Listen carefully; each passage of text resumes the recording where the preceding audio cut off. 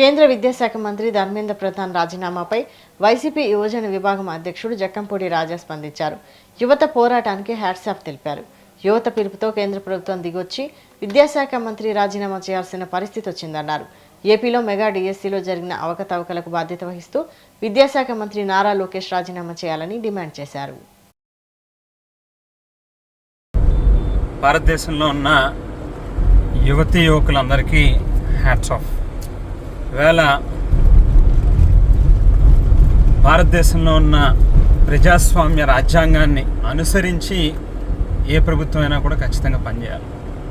ఎవరికైనా అహంకారంతో కళ్ళు నెత్తికెక్కితే తలని నేలకి రాస్తాం అనేటువంటి ఒక గొప్ప మెసేజ్ని ఇస్తూ దేశంలో జరుగుతూ ఉన్నటువంటి పరీక్ష పత్రాల లీకేజ్ వ్యవహారం మీద యువత ఇచ్చినటువంటి పిలుపుకి ఆఖరికి కేంద్ర ప్రభుత్వం దిగొచ్చి ధర్మేంద్ర ప్రధాన్ విద్యాశాఖ మంత్రి రాజీనామా చేయాల్సిన పరిస్థితి వచ్చింది.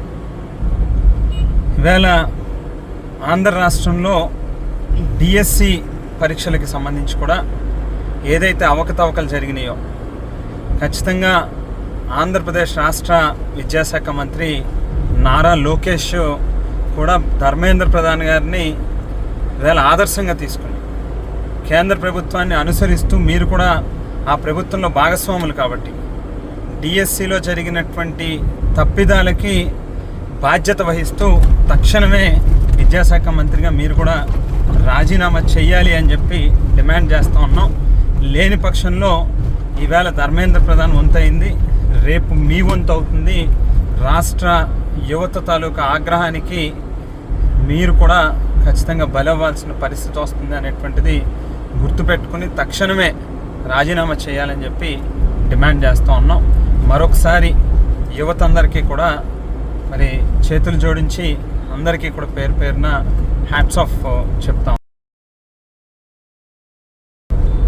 భారతదేశం